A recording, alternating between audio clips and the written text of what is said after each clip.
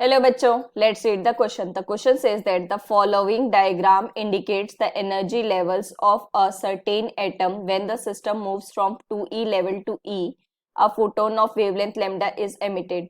The wavelength of photon produced during its transition from 4e by 3 level to E is lambda by 3, 3 lambda by 4, 4 lambda by 3 and 3 lambda. तो देखो बच्चों, सबसे पहले की concept है हमारे पास, that is energy of photon, speed of light,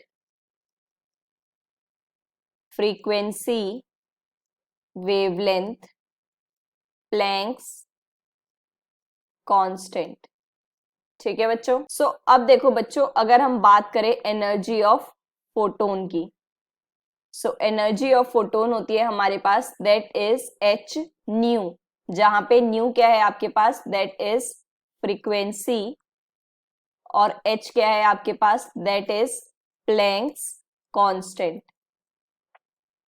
ठीक है बच्चों। और हमें पता है फ्रीक्वेंसी और वेवलेंथ में हमारे पास रिलेशन होता है, that is nu is equals to c by lambda, जहां पर c है आपके पास that is speed of light and this is wavelength.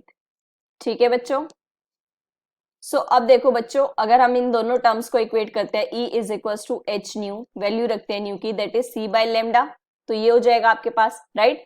सो अब देखो यहाँ पर क्या हो रहा है, 2e से आपके पास e में ट्रांजिट हो रहा है, तो ये तो है हमारे पास e that is for H C by lambda. ठीक है, बट अगर हम चेंज देखें that is E2 minus E1, तो ये कितना हो जाएगा आपके पास, that is h C by lambda. Change भी क्योंकि उसी तरीके से होगा, वेवलेंथ तो देखो क्योंकि लाइट वही ट्रेवल कर रही है, सो वेवलेंथ आपकी सेम रहेगी, राइट, तो वहां पे चेंज नहीं होगा।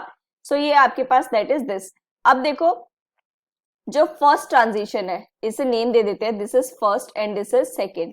सो फर्स्ट ट्रांजिशन में हमारे पास जो E2 है वो क्या है आपके पास, that is 2E, and that E1 ये क्या है आपके पास, that is E।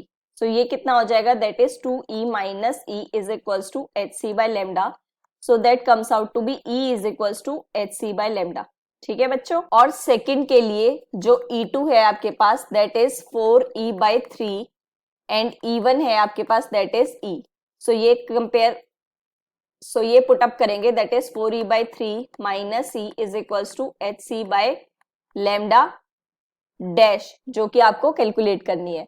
So that अगर हम इसका एलसीएम लेते हैं that is 3, 4E minus 3E is equals to h C by lambda dash. So ये कितना बन जाएगा, that is E by 3 is equals to h C by lambda dash. So lambda dash आ जाएगा आपके पास that is 3hc by E, right.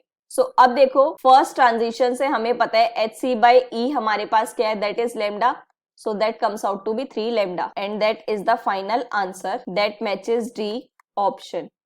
Hope you understand it well. Best of luck. Thank you.